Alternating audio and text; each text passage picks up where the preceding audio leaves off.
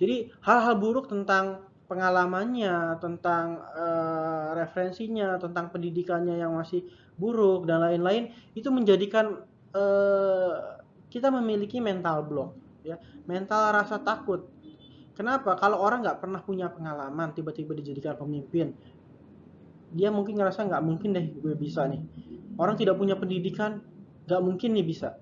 Atau dia punya referensi dari teman-temannya, ternyata kalau di posisi itu tuh gak enak, justru bisa bikin kita semakin susah.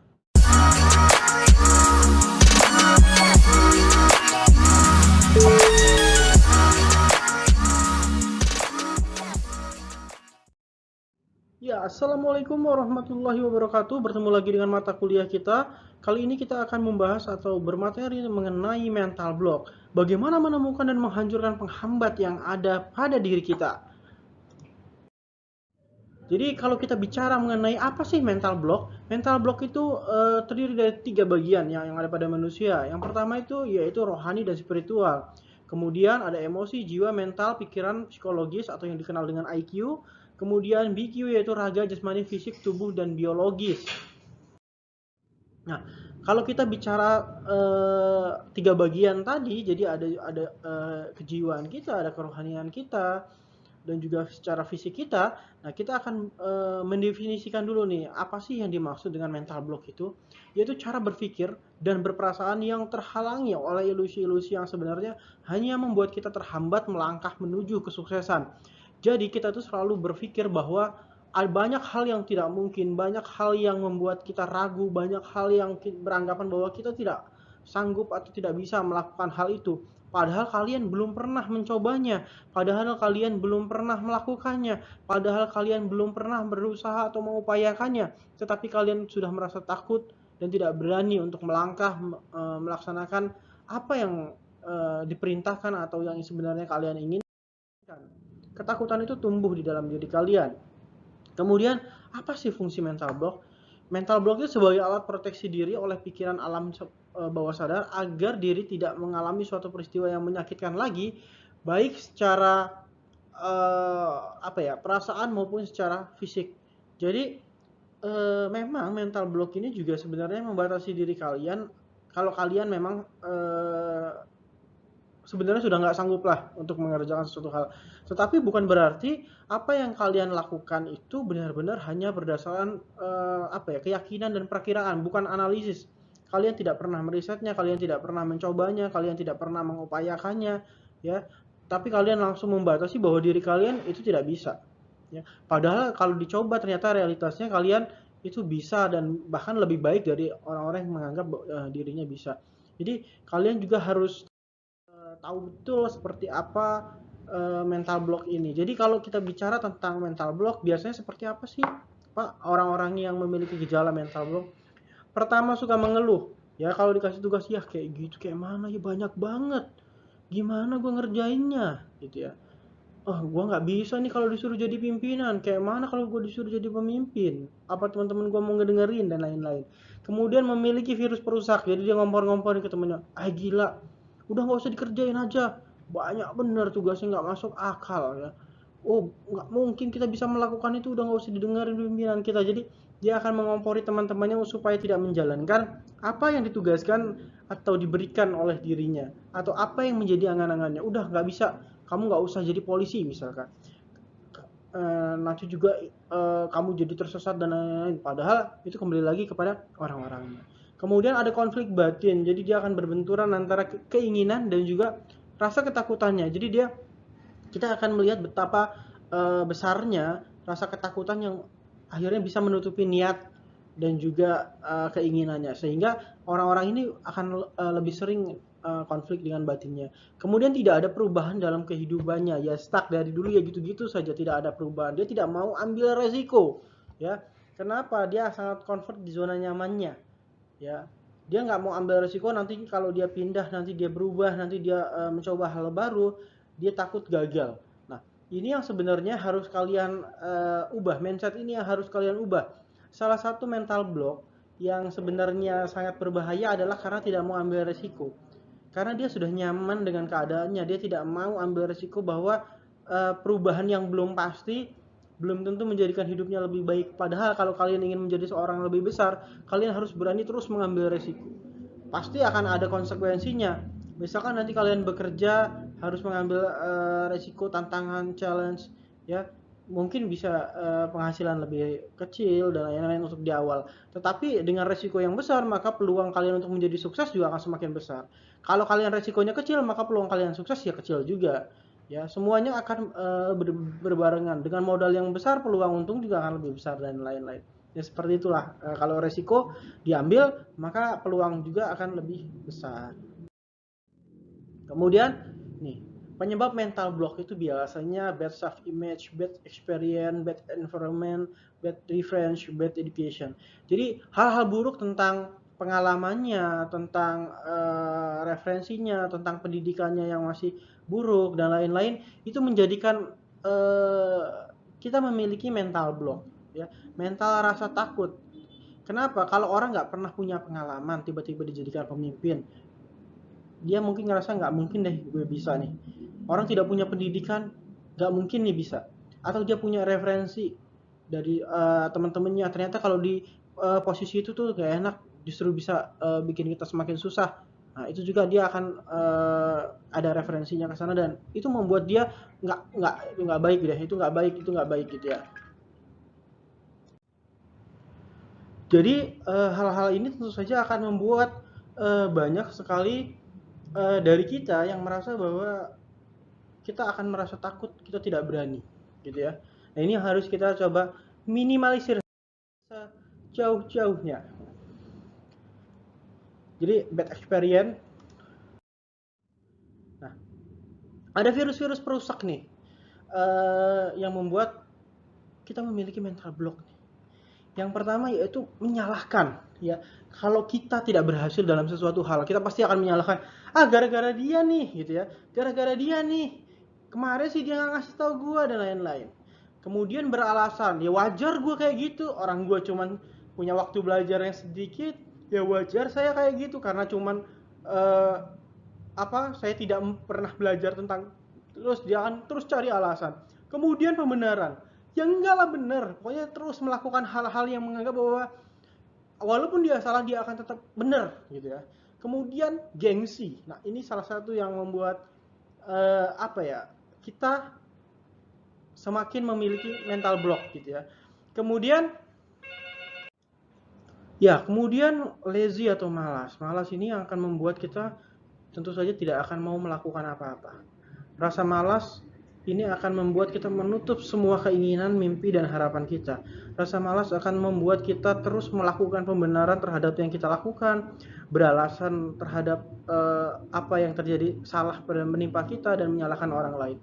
Ini harus kalian jauhi, malas itu sangat harus kalian hindari. Kenapa? Kesuksesan seseorang itu tidak mungkin bisa ada ketika kalian memiliki rasa malas yang lebih besar daripada rasa keinginan itu sendiri. Maka kalian harus buang mindset terutama virus-virus perusak yang 5 ini ya, yaitu blame, accuse, justify, prestige, dan lazy. Menyalahkan, beralasan, pembenaran, gengsi, dan malas. Buang jauh-jauh sehingga kalian bisa mencapai titik di mana kalian inginkan. Kemudian ada juga yang namanya rasa takut, menunggu, tidak percaya diri, buruk sangka. Jadi rasa takut ini membuat kita tidak berani melakukan sesuatu. Malas menunggu juga iya. Saya malas lah kalau harus melakukan itu, bikin saya menunggu. Kemudian tidak percaya diri atau confidence. Karena orang yang tidak percaya diri itu biasanya ngerasa bahwa dia takut salah, balik lagi ke takut. Ya, dia tidak percaya diri karena dia tidak memiliki pendidikan yang cukup. Dia tidak percaya diri karena dia tidak punya pengalaman. Dia tidak percaya diri karena dia mendengarkan banyak saran yang akhirnya dia telan secara utuh. Kemudian berburuk sangka, ya. Kita merasa kadang-kadang ada teman-teman kita yang sudah kita benci walaupun dia benar, kita menganggap bisa jadi apa yang disampaikan hanya untuk menjebak kita, hanya untuk membuat kita salah, padahal belum tentu. Jadi berburuk sangka itu akan menimbulkan rasa mental block yang membuat kita sebenarnya merugi sendiri. Ya, kalau kita mau beranggapan tentang pendapat atau perintah seseorang, coba kalian analisis dan pahami terlebih dahulu, gitu ya. Kemudian ada bagian terinfeksinya. Mental block ini akan muncul ketika ada beberapa faktor nih yang membuat kalian ini akan muncul dengan sendirinya, yaitu faktor usia. Ya, semakin tua pasti dia akan memiliki batasannya ya. Atau yang muda juga sama. Saya masih terlalu muda. Oh, saya sudah tua. Ya, itu bahasa-bahasa yang sering muncul di diri kita ketika kita tidak mau menerima challenge, tantangan, perintah, pekerjaan dari orang lain. Kemudian modal dijadikan salah satu faktor untuk kita tidak berani maju. Ya, kemudian ada faktor indera kita. Ya, ada, kalau kita ada berapa sih indera, ada 5 indera kita. Ada yang bermasalah kemudian kita jadikan itu sesuatu yang membuat kita tidak berani untuk mencoba. Kemudian ada faktor fisik kita, ada faktor pendidikan kita juga bisa jadikan alasan, saya nggak sekolah tinggi-tinggi gitu ya. Kemudian faktor keluarga, oh keluarga saya rusak, wajar dong kalau saya menjadi orang yang sangat tertutup, saya nggak berani, terus dijadikan alasan. Kemudian faktor kuasa Tuhan, kenapa sih Tuhan tidak adil gitu, kenapa Tuhan tidak memberikan semua orang kaya, kenapa Tuhan tidak memberikan semua orang ganteng atau cantik, padahal inilah yang menjadikan kita menjadi manusia yang berbeda. Kalau semuanya tiba-tiba dibuat kaya, maka tidak akan ada perbedaan antara manusia yang menunjukkan bahwa usahanya itu seberapa jauh. Kemudian faktor fasilitas, wajar dia bisa sukses, fasilitasnya banyak. Dia diberikan kesempatan untuk les, belajar dan lain-lain. Alat untuk belajarnya juga banyak. Terus saja dia mencari kesalahan atau mencari pembenaran terhadap dirinya. Faktor orang lain atau teman-teman di lingkungannya, ya, wajar kalau dia berhasil karena ada orang di sekitarnya. Kemudian faktor jabatan, dia merasa bahwa dia tidak punya jabatan, sementara orang-orang lain itu punya jabatan. Dia terus cari alasan-alasan yang membuat hal-hal inilah yang menggerogoti keberaniannya. Mental untuk suksesnya itu selalu gagal. Kenapa? Karena dia takut akan sebuah kegagalan atau takut akan sebuah perbedaan yang ada pada dirinya dengan orang lain. Padahal hal-hal ini harus dihapuskan untuk bisa menciptakan persamaan dan juga persepsi yang jauh lebih baik yang ada pada diri kalian masing-masing.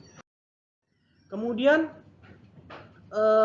ini ada stadium mental block. Jadi kalau kita bicara ada stadium 1 itu tidak bisa, ya. Orang yang mengatakan tidak bisa itu ya masih bisa lah dirayu-rayu supaya dia mau melakukannya, diajari supaya dia bisa mau. Kemudian ada stadium 2 nih, mental block yang agak level menengah nih, agak semakin keras nih. Itu tidak mungkin. Ya, kalau orang yang tidak mungkin masih bisa diminta dengan dikasih riset, dikasih alasan, kalau kalian melakukan ini akan lebih baik nih, kalau kalian melakukan ini akan bisa nih. Jadi kebisaan itu akan muncul. Kemudian stadium 3 itu tidak mau. Kalau orang yang sudah tidak mau diapapun kan juga nggak bisa, ya. Jadi kalau orang yang tidak mau itu akan sulit untuk bisa menerima orang lain, masukan orang lain, perintah dari orang lain. Jadi kalau sudah tidak mau ini sudah mental yang sangat apa ya, saya katakan bebal gitu, tidak mau berusaha dan berupaya sama sekali. Kemudian gimana sih penyembuhan mental block? Ada pra penyembuhannya. Pertama itu harus ada kemauan, ya. Kemudian bangun untuk berusaha jauh lebih baik, bangun lebih awal untuk mencapai dan menggapai impian kalian. Kemudian temukan apa yang menjadi mimpi, harapan dan juga penyemangat kalian, ya. Kemudian mengakui keadaan kalian. Kalian harus tahu di posisi seperti apa, kalian harus mau belajar lebih baik, kalian harus mau belajar lebih banyak, ya. Jadi kalian akan semakin terpacu untuk bisa menjadi seseorang yang lebih baik.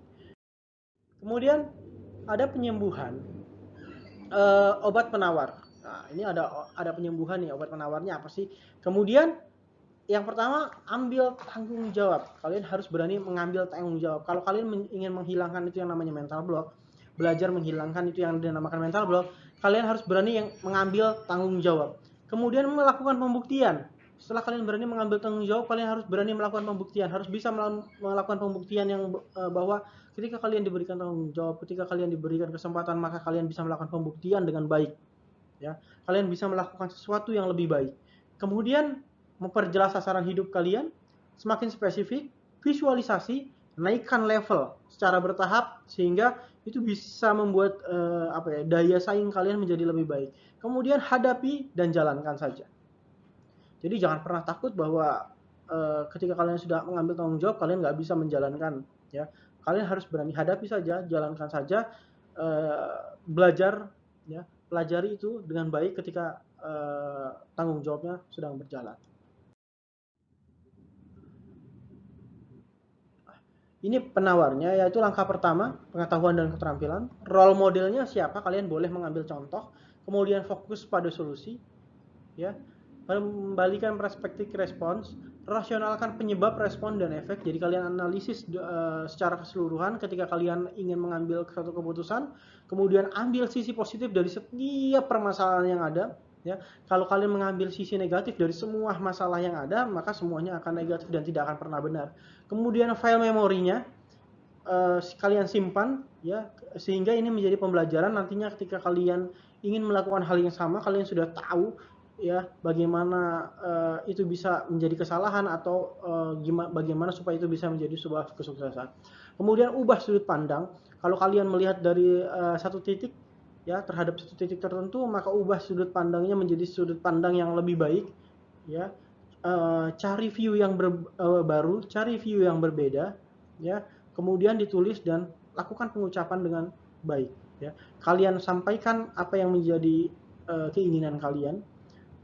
Kalian bisa tulis mimpi kalian, ya. Kemudian kalian bisa sampaikan kepada teman atau orang lain yang bisa mensupport atau membantu kalian. Baik, terima kasih.